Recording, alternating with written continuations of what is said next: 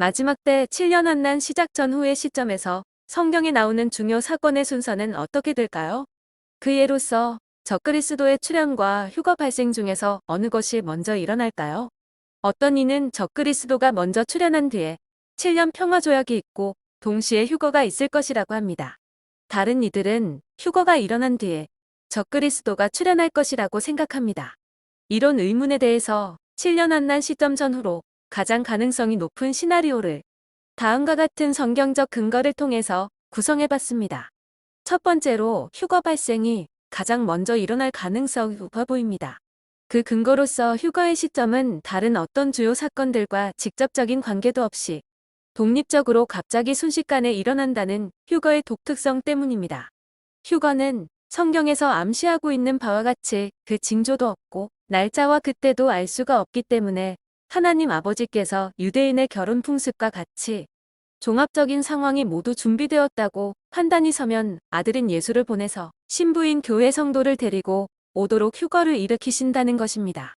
현 시점에서 그 상황이라는 것을 보게 되면 전 세계적인 7년 환난의 통제 사회를 위한 AI나 CBDC 등이 시행되려 하는 과학적 정치적 분위기가 되고 있으며 이스라엘의 제3성전 건축 준비 또한 막바지에 이르렀음을 알 수가 있습니다.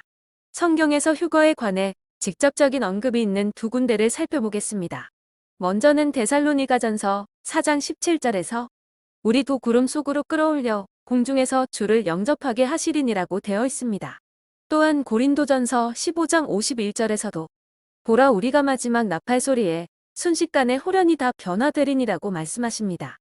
여기를 보면 순식간에 홀연이라는 말에서처럼 이 땅에 어떤 다른 사건의 특정 조건이 없이도 휴거가 일어날 수 있음을 알 수 있습니다.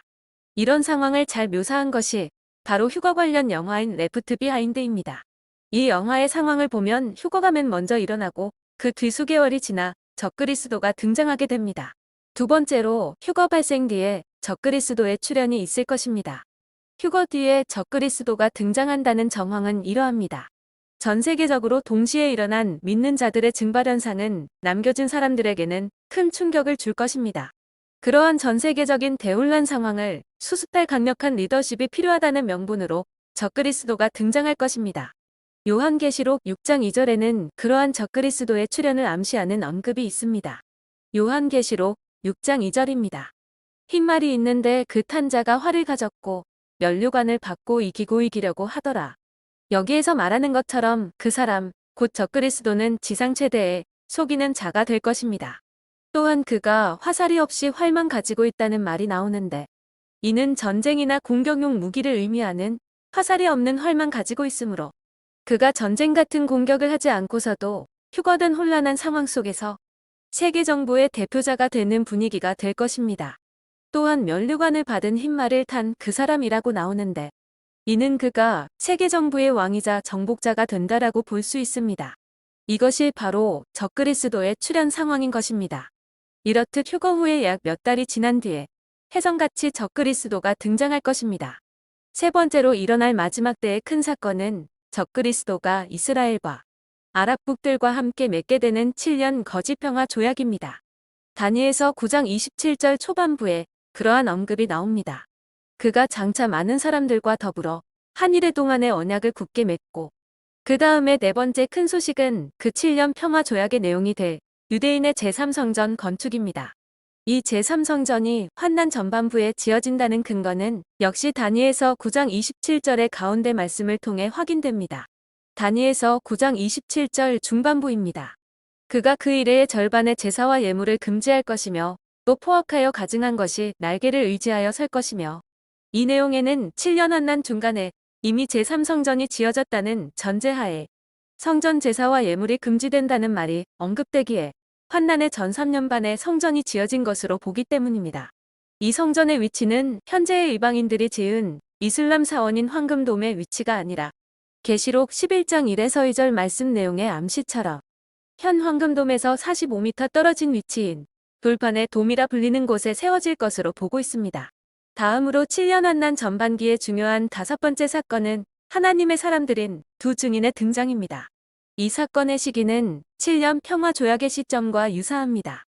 왜냐하면 계시록 11장 3절, 7절에서 두 증인이 전반부 환난 기간인 3년 반 동안을 예언하고 그 후에 짐승인 적그리스도에 의해 두 증인이 죽는다고 나오기 때문입니다. 계시록 11장 3절 7절입니다.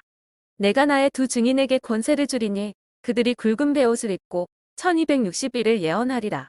짐승이 그들을 죽일 터인즉. 여기에서 두 증인의 등장 시기는 전반부 환난기인 3년 반을 채워야 하므로 대략 7년 평화 조약 시작일 가능성이 있습니다. 그 다음은 여섯 번째로 7년 평화 조약 이후 약 3개월대의 사건이 될 곡과 마곡 전쟁의 발발입니다. 곡과 마곡 전쟁이 7년 평화 조약 사건의 때 이후로 보는 첫 번째 이유는 에스겔서 38장 8절과 16절의 말씀처럼 곡과 마곡 전쟁이 이스라엘이 자기 땅에서 평안히 거주하게 되는 사건인 적그리스도의 7년 환난 평화 조약이 필요하기 때문입니다. 에스겔서 38장 8절과 16절입니다. 말년의 그 땅 백성은 이방에서 나와 다 평안히 거주하는 중이라. 이스라엘을 치러 오리라. 고가 끝날에 내 땅을 치게 하리라. 현재의 이스라엘 국제 상황을 보더라도 그렇고 7년 평화조약이 있기 이전이라면 여전히 이스라엘 주변의 아랍국들에 의해서 평화가 아닌 국제적 전쟁의 소지가 큰 불안한 상황이기 때문입니다. 그러니 곡과 마곡 전쟁 발발은 7년 평화조약 이후에 이스라엘이 국제적으로 평안을 느낄 때 일어날 것입니다. 또한 곡과 마곡 전쟁이 7년 평화조약 사건 이후 약 3개월이 지난 때인 이유는 곡과 마곡 전쟁 후의 무기 소각 기간이 에스겔서 39장 9절의 언급처럼 7년이라고 되어 있다는 것이며 천년왕국이 시작되는 때가 다니엘서 12장 11에서 12절의 언급에서와 같이 후반기 3년 반이 지나고 75일 즉 2개월 반이 지난 뒤에 있기 때문입니다. 에스겔서 39장 9절입니다. 그들의 무기를 7해 동안 불태우리라. 또한 다니엘서 12장 11에서 12절입니다. 매일 드리는 제사를 폐하며 멸망하게 할 가증한 것을 세울 때부터 1290일을 지낼 것이요. 기다려서 1335일까지 이르는 그 사람은 복이 있으리라. 여기에서 보는 것처럼 곡과 마곡 전쟁 잔재들의 무기들이 천년왕국이 시작되기 전에 말끔히 제거된다는 조건으로 본다면 곡과 마곡 전쟁 발발은 7년 평화 조약 사건 직후 약 3개월 이내가 된다는 것입니다. 만일 곡과 마곡 전쟁의 잔재인 무기 소각의 때가 천년왕국 진입 후 약 3개월을 넘긴다면 천년왕국이 부활하신 예수님에 의해 평강과 정의와 공의가 보존되는 때라는 하나님 말씀과 배치된다고 보기 때문입니다. 또한 일곱 번째로서 환난 전반기 동안에 유대인 14만 4천 명이 예수님을 믿어 구원받는 사건이 있게 됩니다.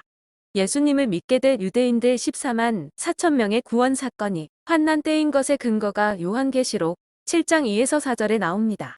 이곳 요한계시록 7장 3에서 4절의 사건은 앞장인 6장의 6인의 재앙 사건이 일어난 뒤이며 뒷장인 8에서 9장의 6 나팔 재앙들이 있기 전의 사건입니다. 요한계시록 7장 2에서 4절입니다. 또 봄에 땅과 바다를 해롭게 할 권세를 받은 내 천사를 향하여 큰 소리로 외쳐 이르되 우리가 우리 하나님의 종들의 이마에 인치기까지 땅이나 바다나 나무들을 해하지 말라 하더라. 내가 인침을 받은 자의 수를 들으니 이스라엘 자손의 각 지파 중에서 인침을 받은 자들이 14만 4천이니 그래서 선택된 유대인의 14만 4천 명이 구원받는 사건은 환난 전반기 사건으로 보고 있습니다. 마지막으로 환난 전반기에 일어날 주요 8번째 사건은 전 지구상에 일어날 전쟁과 많은 기근 그리고 많은 지진의 발생입니다. 그 근거는 예수님이 7년 환난 때가 시작된 직후의 상황 설명인 마태복음 24장 7에서 8절에 있습니다. 이 환난 전반기 때에 온 땅에는 심각한 일들이 일어나기 시작합니다. 마태복음 24장 7에서 8절입니다. 나라가 나라를 대적하여 일어나겠고 곳곳에 기근과 지진이 있으리니 또한 환난 전반기에 일어나는 전쟁과 기근을 언급하는 곳은 요한계시록 6장입니다. 이곳 요한계시록 6장에는 전쟁과 기근이 있고 인류의 4분의 1이 죽음을 당한다는 암시의 말이 있습니다.